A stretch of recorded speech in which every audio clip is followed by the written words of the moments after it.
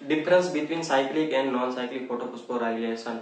तो सबसे पहले हम देखते हैं साइक्लिक फोटोफॉस्फोराइलेशन में फोटोसिस्टम 1 इन्वॉल्व है।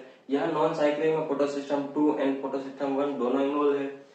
यहाँ साइक्लिक में अंतिम निपज के रूप में हमें क्या मिलता है 2 एटीपी। यहाँ नॉन साइक्लिक में 1 एटीपी एंड 2 NADPH2।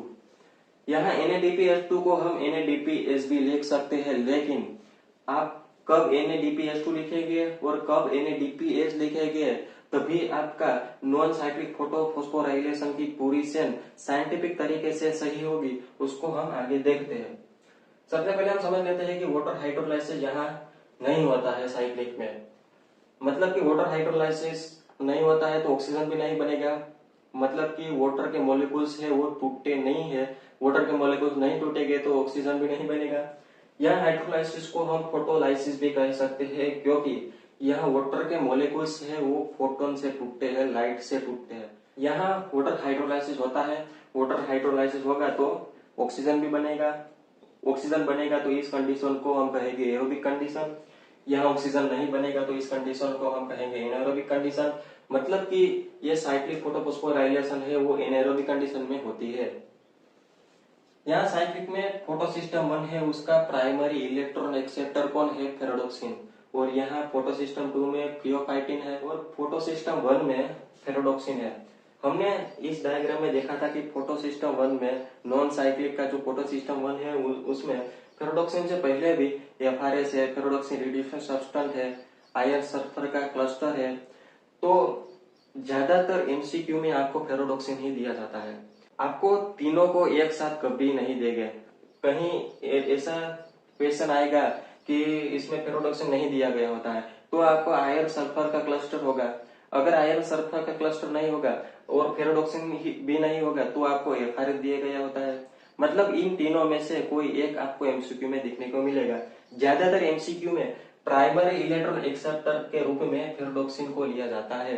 यह लास्ट इलेक्ट्रॉन एक्सेप्टर कौन है, P700। मतलब इलेक्ट्रॉन है वो पूरी चेन में घूम फिर के फिर से रिएक्शन सेंटर P700 में आ जाता है। यहाँ लास्ट इलेक्ट्रॉन NADP प्लस और NADP है। मतलब इन दोनों में से आप कोई भी लिख सकते हैं। अब हम समझते हैं कि कब हमें NADPH2 लेना है और कब हमें NADPH लेना है। वो किसके ऊपर डिपेंड करता है कि हमने वाटर के कितने मोलेकुल्स लिए हैं। तो उसको हम समझे तो हमने एग्जाम्पल के थ्रू इन चेन में 2 मोलेकुल्स लिए वाटर के, तो क्या बनेगा 4S प्लस 4 इलेक्ट्रॉन और ऑक्सीजन। यहां हम देखें तो इस कंडीशन में नॉन साइक्लिक फोटोफॉस्फोराइलेशन का electron acceptor last electron acceptor कौन है, NADP प्लस, और जिसे हम NADP भी कह सकते हैं। तो इसके साथ NADP प्लस NADP हम जोड़े तो हमें क्या मिलेगा, इसके 2 मोलेकुल्स हो गए। तो यहां पर हमें मिलेगा 2 NADPS,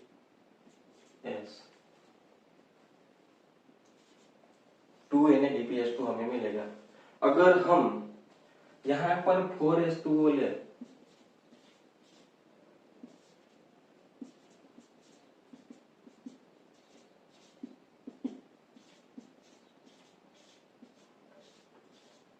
तो भी हमें यही मिलेगा 2 NADPH2, क्योंकि यहाँ पर 4S प्लस ही हमें मिलेगा और 2H2O रिलीज हो जाएगा। अगर हम H2O का एक मोलेकुल्स ले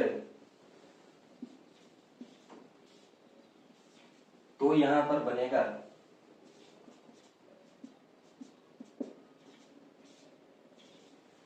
यहाँ पर क्या बनेगा, यहाँ हमें जोड़ना होगा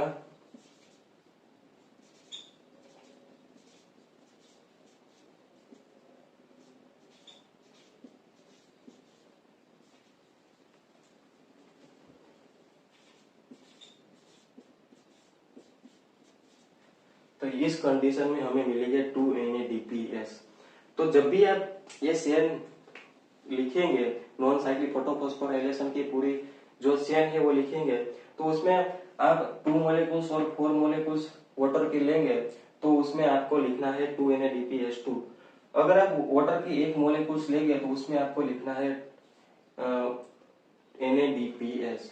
अब हम देखें कि साइक्लिक फोटोफॉस्फोराइलेशन है वो isolated chloroplast and photosynthetic bacteria में हमें देखने को मिलेगा।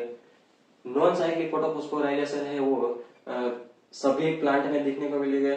साइनोबैक्टीरिया एंड आल्गी में हमें ये फोटोफॉस्फोराइलेशन देखने को मिलता है। तो इसके अलावा भी आप कई सारे cyclic and non cyclic photophosphorylation के डिफरेंस लिख सकते हैं, लेकिन उसको आप एक बार पढ़ेंगे तो आपको समझ में आ जाएगा।